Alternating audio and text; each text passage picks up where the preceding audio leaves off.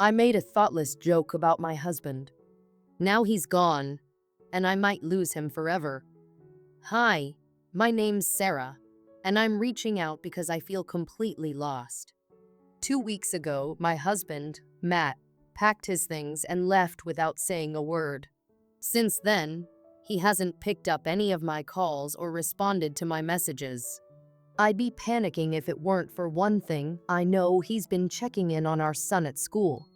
Somehow, he's made it a point to avoid me entirely, and it's breaking my heart. I can't stop wondering what I did to push him away, and I can't shake the awful feeling that this is all my fault. It all started 2 weeks ago, the last time I saw Matt. His mom had come over for dinner, and we were having one of those rare, easy nights. The three of us were in the kitchen, laughing over old stories about Matt's childhood. His mom loved to tell tales about how serious and shy he used to be as a kid. That night, she brought up how his brothers used to tease him when they were kids about being smaller than them during bath time. It was one of those silly, harmless stories families share, and without thinking, I joined in on the laughter and made a joke. "Well," I said, "he hasn't exactly grown much since then." The moment those words left my mouth, I knew I'd made a mistake. Matt froze. His smile vanished, and he stared at me like I'd just betrayed him. He didn't say a word. Instead, he turned, grabbed his keys, and left. At first, I thought he just needed some air.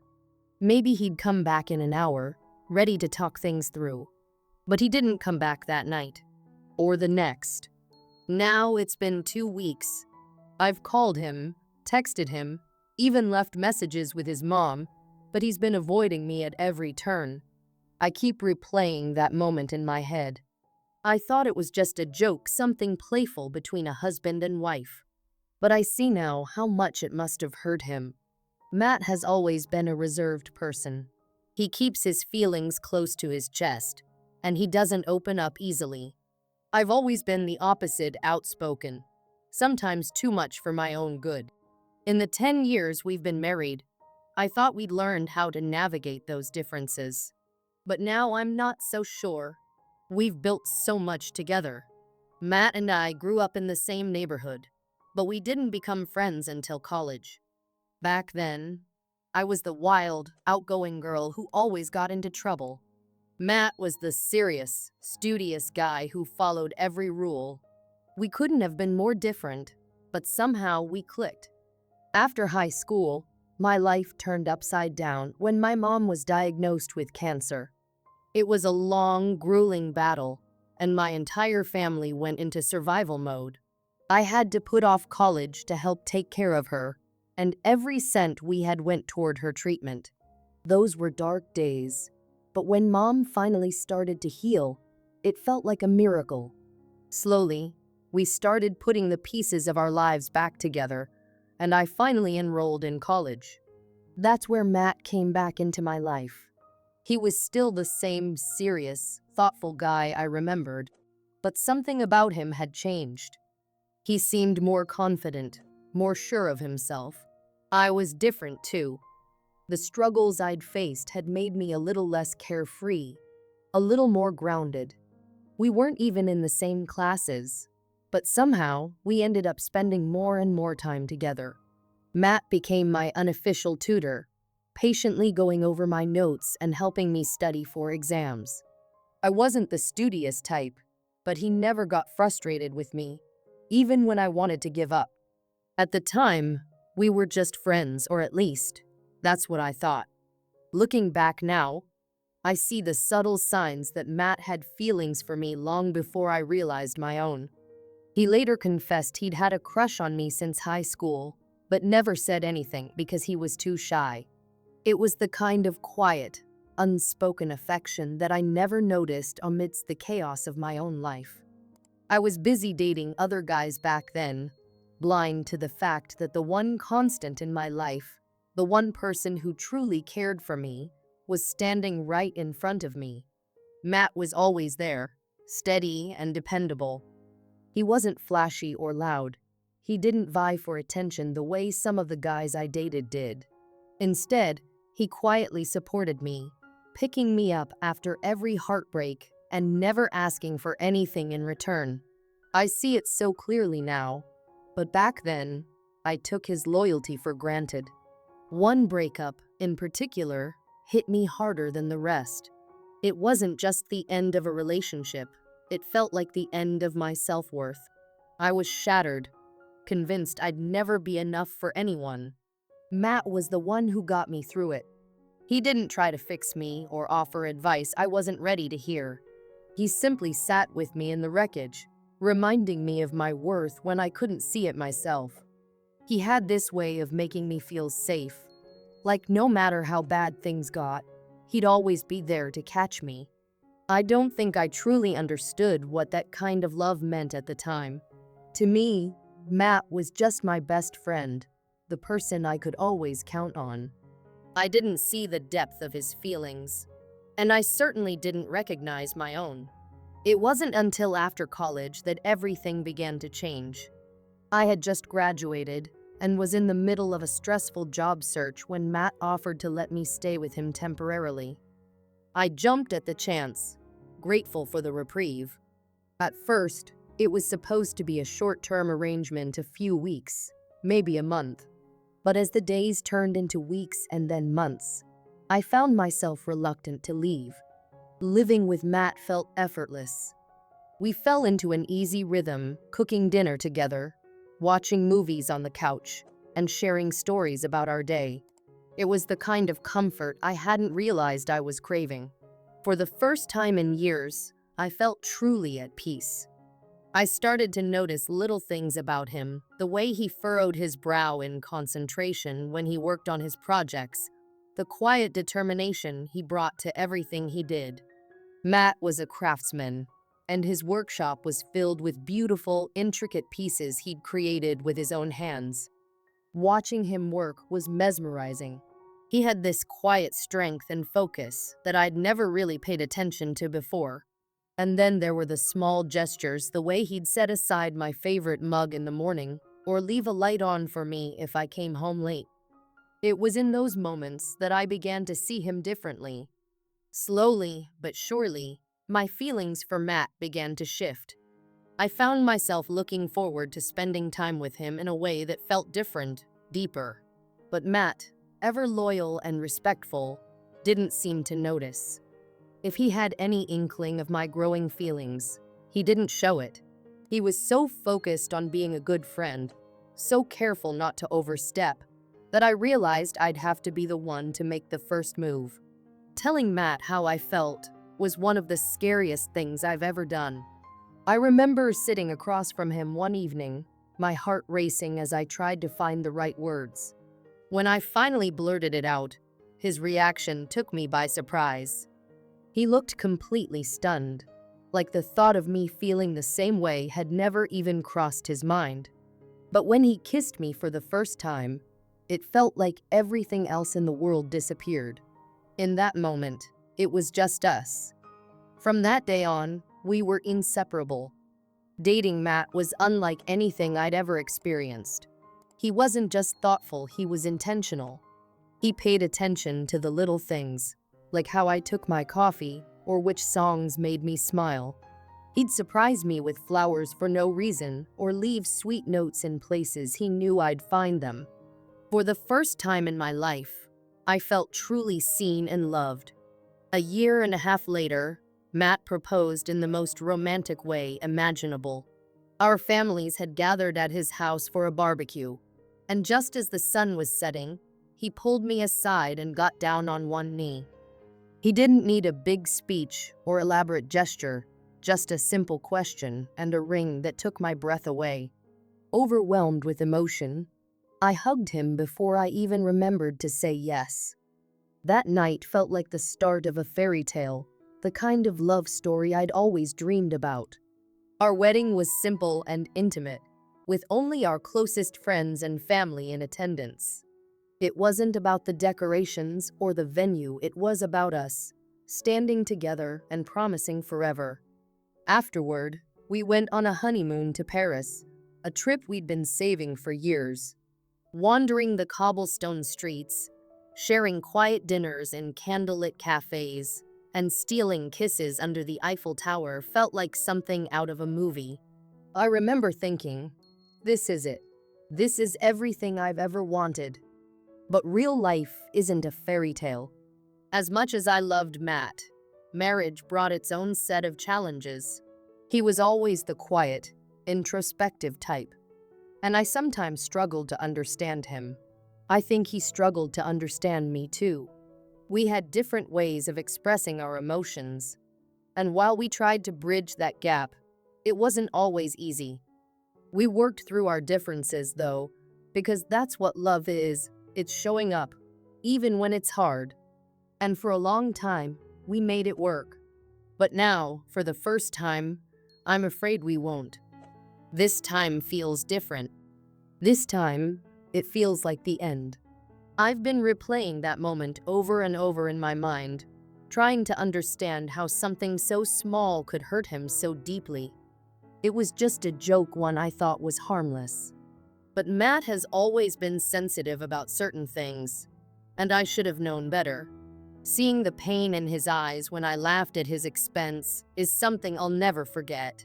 I want to take it back, but I can't. The guilt is overwhelming. Our son keeps asking when his dad is coming home, and I don't have an answer for him. Every time I think about what I've said, I feel a wave of regret so strong it's hard to breathe. Matt has always been my rock, the one who stayed when everyone else walked away. And now, he's the one who's gone. The house feels so empty without him, like a piece of me is missing. I don't know how to fix this. I don't know if I can fix this. But I'm not ready to give up on us. Not yet. I've been trying to reach him, but he's been distant, pulling away in a way he never has before. It terrifies me. I've built my life around Matt, around the love and trust we've shared. The thought of losing him feels unbearable. Still, I can't help but wonder if this was always inevitable. Looking back, I see now that I've relied on Matt more than I realized. He's been my safe place, my constant, the person who's held me together when I was falling apart. But have I been the same for him? Have I given him the support and understanding he's always given me? Our son doesn't understand why his dad isn't here. He asks questions I don't know how to answer, his wide, innocent eyes searching mine for an explanation. It breaks my heart. I want to shield him from this pain, to protect him from the uncertainty that's eating away at our family. But how can I, when I don't even know what's going to happen? Matt and I have always found a way to come back to each other. No matter how tough things got, we always made it work. But this time, I'm not sure if love is enough. I'm not sure if the trust we've built can survive this. I want to believe we can get through this, that we can find our way back to the life we've built together. But the longer Matt stays away, the more uncertain I feel. All I can do now is wait and hope that he'll come back, that he'll give us the chance to heal. Because despite everything, I'm not ready to give up. Not on him.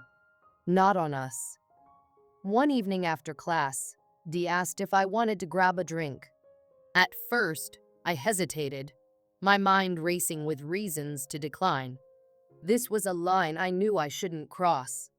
But then I heard myself say yes. Maybe it was curiosity, or maybe it was the way Did always made me feel noticed when I felt invisible.